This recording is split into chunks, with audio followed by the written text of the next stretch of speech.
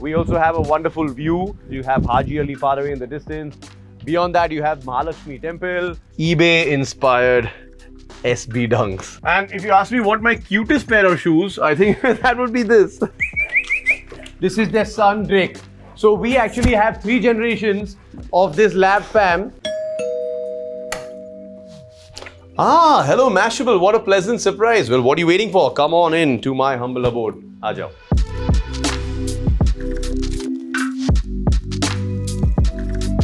When we got here, it was a little more old school. It had a lot of colonial furniture around. Even the pieces were a lot more kind of like lumpy. We had curtains over here, and the room generally looked a little smaller. Right now, you see it's very, very modern. You've got very minimalistic furniture. Even this oversized, exaggerated table is something that I personally designed. So I think this is pretty cool. The couches themselves, they don't have a backrest that goes all the way. The reason for that is even if you're standing at the bar, you have free access. You can actually see the screen over here. You can enjoy a movie, you can watch a match, you can enjoy a show.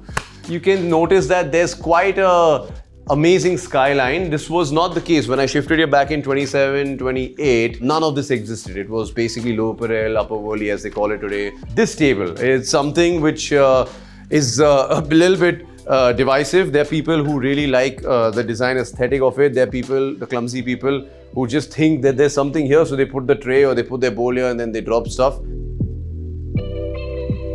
I love sitting here. I really do enjoy sitting here because I get a lovely view to my right, I get a lovely view to my left, and if I want to watch something, I love watching movies, I love watching any sporting action. It's the right place in the house for me to be, you know. Sometimes I've got my shoes on, so I won't do it right now, but sometimes, you know, if I want to just put my legs up, if I'm barefoot, I just kind of put my feet up like that. It's perfect.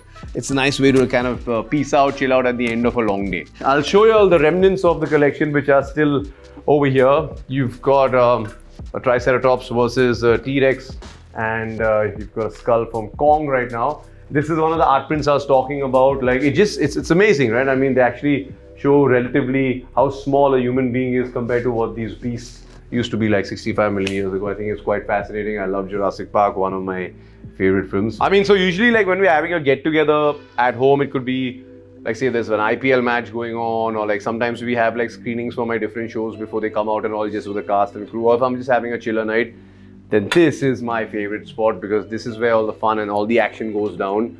I love playing bartender. I love being a host. I love making like cocktails and like fun stuff. So this is usually where you'll find me. Yeah, it looks a little barren right now because it's also like 3 in the afternoon. But if you come here post sunset, it's a pretty colorful place to be. I was on Instagram one day and I came across this lovely piece and I'm like, you know, I think this room needs a little dash of color.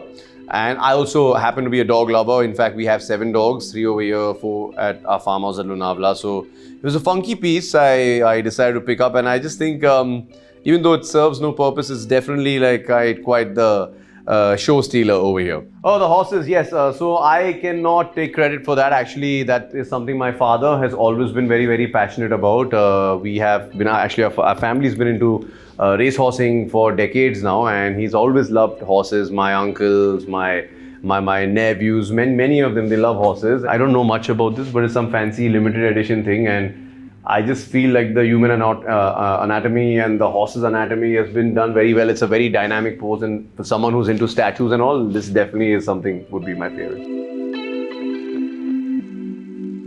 Okay, so that's the mother. Stop it! This is the mother, this is Shuri, this is the father, he's LeBron, and Drake, come here! Drake, come here! This is their son, Drake. So we actually have 3 generations of this lab fam. His parents live in Dubai. This is the father, mother, our son, their son is here, and we have one more of their sons as well as a daughter, Bagheera and Ash, who are at our Lonavala farmhouse. As I said, there are lots of dogs, and as you can see, they don't live in my home, I live in their home. Yes, and right now, I mean, just to give you guys some context, all you guys sitting at home, I just came from an event where I met a lot of little doggies, and now he's being a bit territorial because he no likey. You know, like the love is just so pure and unadulterated. Also, these guys really, not him, he wasn't born then, but these guys really helped me pull through during COVID, which was a pretty rough time for all of us. And he was born during the pandemic. And look at him now. He's so small. He's born in front of me, in this very room.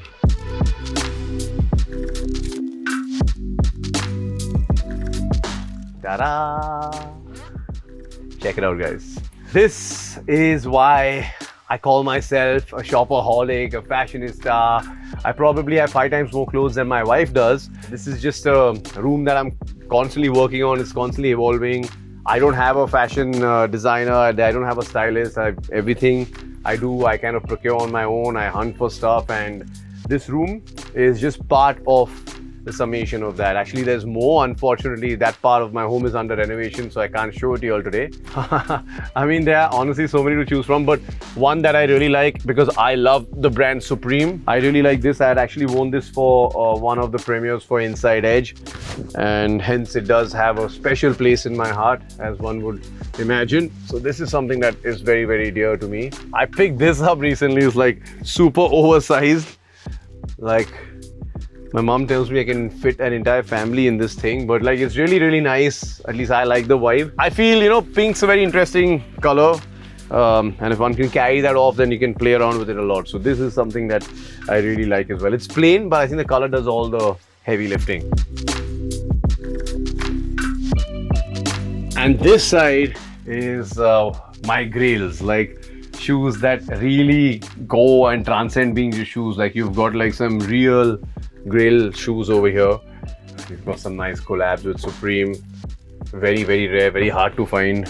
Probably wear them once or twice a year. This is something I got recently, my Balenciagas. Really like tractors. I absolutely am vibing with these currently, and I wear them an awful lot. That's why they're already looking a bit bent out of shape. They're pretty new, but I think they're damn cool. And now I'm planning on changing the color of the laces to yellow, so it gives it a bit more pop. I found an artist in Bangkok actually, and he just made me purchase a plain canvas, and this is what yeah. These are basically eBay inspired SB dunks. So it's very cool because they're transparent from year on year. So depending on whatever color socks you're wearing, it kind of gives the shoe a different sort of vibe and aesthetic, which I think is damn cool. And if you ask me what my cutest pair of shoes, I think that would be this. Wow. I mean, how can you go wrong with this? I've never worn them till date. I probably never will. I just had to buy them.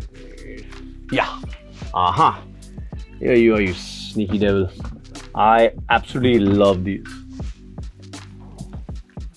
Made by the same artist from Thailand, and I think they're absolutely fire. It's really, really nice.